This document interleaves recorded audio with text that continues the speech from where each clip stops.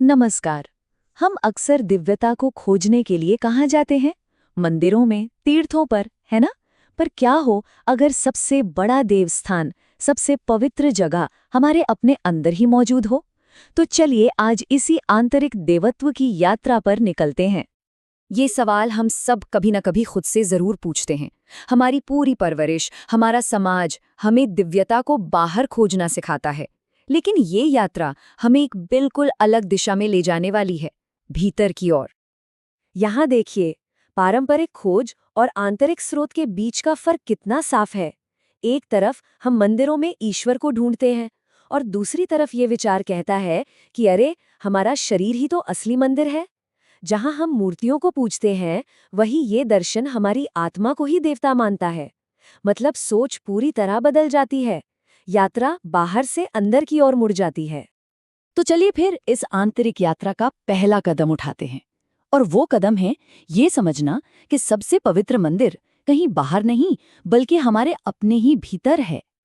ये जो बात है ना, ये इस पूरी यात्रा की नींव है, उसका आधार है।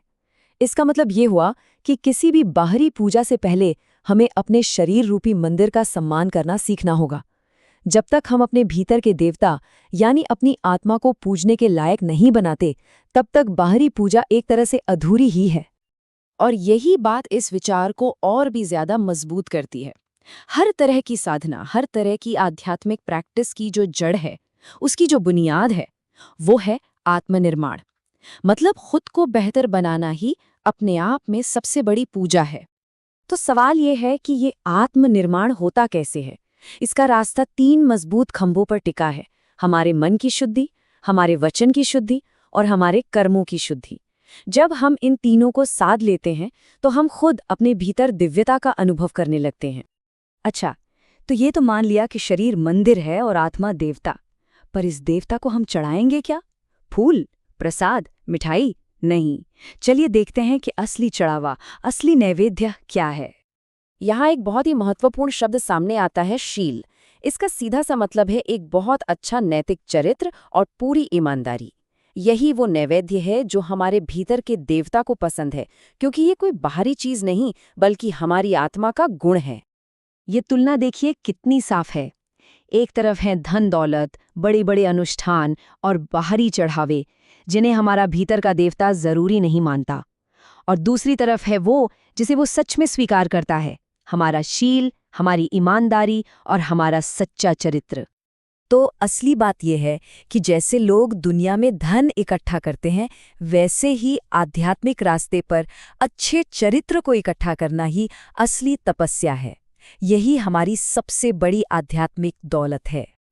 चलिए अब थोड़ा और आगे बढ़ते हैं और देखते हैं कि ये साधना हमारे रोजमर्रा के जीवन में, हमारी डेली लाइफ में कैसे उतरती है।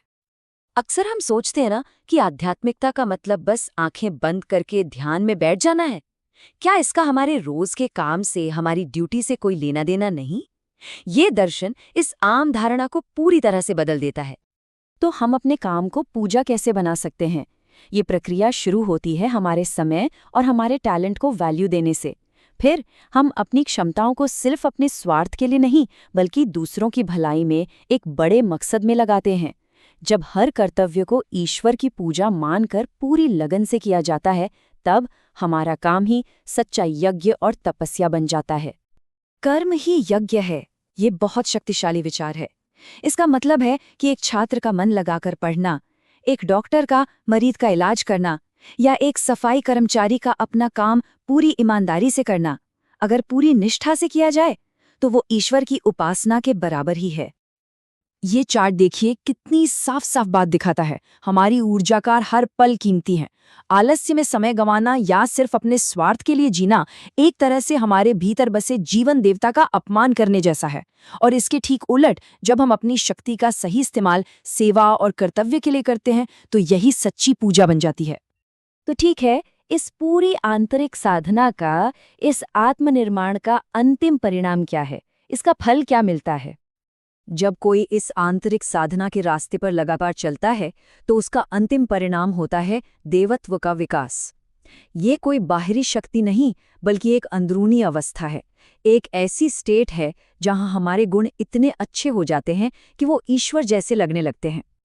और जब ये दैवित्व भीतर विकसित होता है ना, तो ये हमारे गुणों के रूप में बाहर भी दिखाई देता है। विचार अपने आप शुद्ध होने लगते हैं, काम निस्वार्थ हो जाते हैं और दिल में करुणा भर जाती है। इंसान अहंकार और मोह के बंधन से मुक्त होकर समाज के लिए एक पॉजिटिव शक्ति बन जाता है। और शायद इस पूरी यात्रा का सबसे सुंदर, सबसे मीठा फल है निस्वार्थ सेवा। क्योंकि इस दर्शन का आखिरी लक्ष्य सिर्फ अपना मोक्ष या अपनी मुक्ति नहीं, बल्कि पूरी दुनिया की भलाई है, पूरे विश्व का कल्याण है। ये एक बहुत ही गहरा संदेश है ना? ये व्यक्तिगत बदलाव को सीधे सीधे सामाजिक बदलाव से जोड़ता है। मतलब दुनिया को बदलने की शुरुआत खुद को बदलने से ही होती है। तो इस पूरी चर्चा के अंत में ये सवाल सिर्फ हमारे लिए है। अगर हमारा हर काम एक नैवेद्य, एक चढ़ावा बन सकता है, तो आज हमारा कौन सा एक कर्म ऐसा होगा जो हमारे भीतर के देवता को पूरी सच्चाई से अर्पित होगा? सोचिएगा जरूर।